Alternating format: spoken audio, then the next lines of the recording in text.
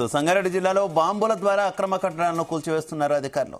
కొండాపురం మండలం మల్కాపూర్ చెరువులో నిర్మించిన భవనాన్ని కూల్చివేశారు. చెరువులోనే మహుళ్ల అంతస్తుల భవనాన్ని నిర్మించారు.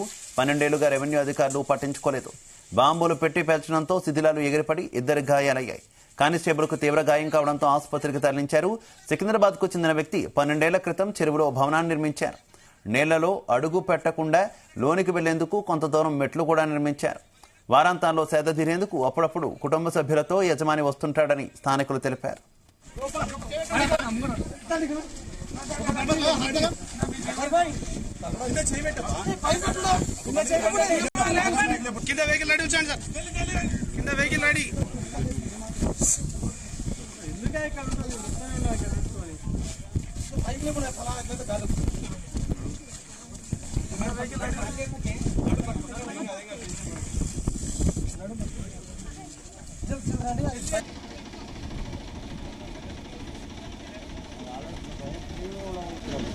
ఇక ఈ ఘటనకు సంబంధించి మరింత సమాచారం మా కరెస్పాండెంట్ నగేష్ అందిస్తారు.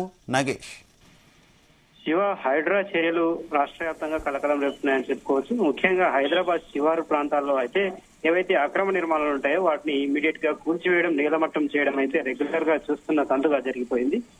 సంగారెడ్డి జిల్లాలోని చాలా ప్రాంతం హైదరాబాద్ శివారు అంటే జిహెచ్ఎంసీ లిమిట్స్ లోకి వస్తుంది. దీంతో రెవెన్యూ అధికారులు కావచ్చు, హైడ్రా అధికారులు ఎప్పటికప్పుడు అక్రమ నిర్మాణాలపై సర్వేలు చేసి వాటిని కూల్చివేసే ప్రక్రియ అయితే చేస్తున్నారు.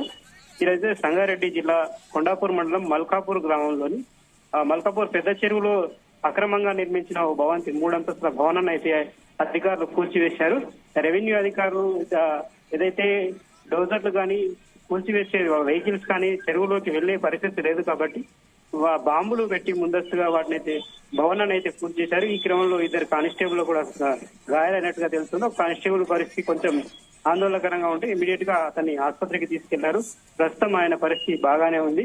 అయితే అక్రమ కట్టడాల విషయంలో రెవెన్యూ అధికారుల నిర్లక్ష్యం కారణంగానే ఇంతకాలం ఇలాంటి చర్యలు ఏవైతే ఉంటాయో సాగుతూ వచ్చాయని చెప్పుకోవచ్చు. ముఖ్యంగా జిహెచ్ఎంసీ లిమిట్స్ లో కావచ్చు, గ్రేటర్ హైదరాబాద్ పరిధిలోని అక్రమ కట్టడాలపైన చాలా కాలంగా అటు రెవెన్యూ, ఇటు ఇరిగేషన్ 2 శాఖల మధ్య సమన్వయ లోపం కారణంగానే అక్రమాలకు రెచ్చిపోయారు. మల్కాపూర్ పెద్ద చెరువు దాదాపు 500 ఎకరాలు ఉంటుంది. ఈ 500 ఎకరాల చెరువులో ఎఫ్టీఎల్ దాదాపుగా ఏవైతే ఊర్లకు 2-3 విలేజ్లకు అనేది ఎఫ్టీఎల్ ఉంటుంది. ఆ విలేజ్ లో సరిహద్దుల్లో ఉన్న ప్రాంతాల్లో సాధారణంగా పంటలు వేస్తారు.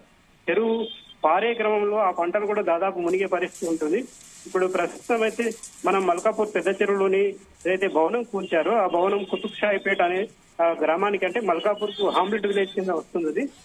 ఆ హామ్లెట్ విలేజ్ లో అక్కడి నుంచి చెరువులోకి వెళ్లే పరిస్థితి లేకపోయినప్పటికీ ఆ విలేజ్ నుంచి కొంత దూరం నుంచి అంటే దాదాపు 200 మీటర్ల నుంచే మెట్ల నిర్మాణం ఏర్పాటు చేసుకుని భవనానికి వెళ్లే విధంగా వాళ్ళు ఏర్పాట్లు చేసుకుని హైదరాబాద్ నుంచి వారాంతపు సెలవుల్లో కావచ్చు, నెలలో ఏదైనా కార్యక్రమం పెట్టుకున్నప్పుడు వాళ్ళు ఇక్కడ వచ్చి చేద తీరేందుకే ఈ భవనాన్ని వాడారని చెబుతున్నారు. అయితే ఆ అధికారులు చాలా కాలంగా ఈ భవనం పైన చెరువు ప్రతిసారి నిండినప్పుడు ఆ చెరువులో ఏదో ఒక భవనం వెలిసిందా అన్నట్టుగా కనిపించేది. దీంతో చాలా కాలంగా అటు ప్రజలు కావచ్చు, ఇటు అధికారులు కావచ్చు నిర్లక్ష్యంగా వ్యవహరించిన తీరులు అయితే ఖండిస్తూ వస్తున్నారు. కానీ హైడ్రా చర్యలతోనే ఈ సాధ్యమైందని చెప్పుకోవచ్చు. అటు రాష్ట్ర ప్రభుత్వం హైడ్రా విషయంలో, అక్రమ నిర్మాణాల విషయంలో చాలా సీరియస్ గా ఉండడంతోనే ఈ భవనం నీలమట్టం అయింది. అయితే బాంబులు పేల్చాల్సిన పరిస్థితి కూడా కొంత ఆందోళన కలిగించే విషయం. ఎందుకంటే హైడ్రా ఇప్పటి వరకు ఏ భవనాలను కూల్చినా మిషన్ల ద్వారానో లేదంటే ఏదైనా పెద్ద పెద్ద వాహనాల ద్వారా కూల్చివేశారు. ఈ బాంబులు పెట్టే పరిస్థితి వచ్చిందంటే ఆ భవనం ఎంత చెరువు లోపల ఉందో అర్థం చేసుకోవచ్చు.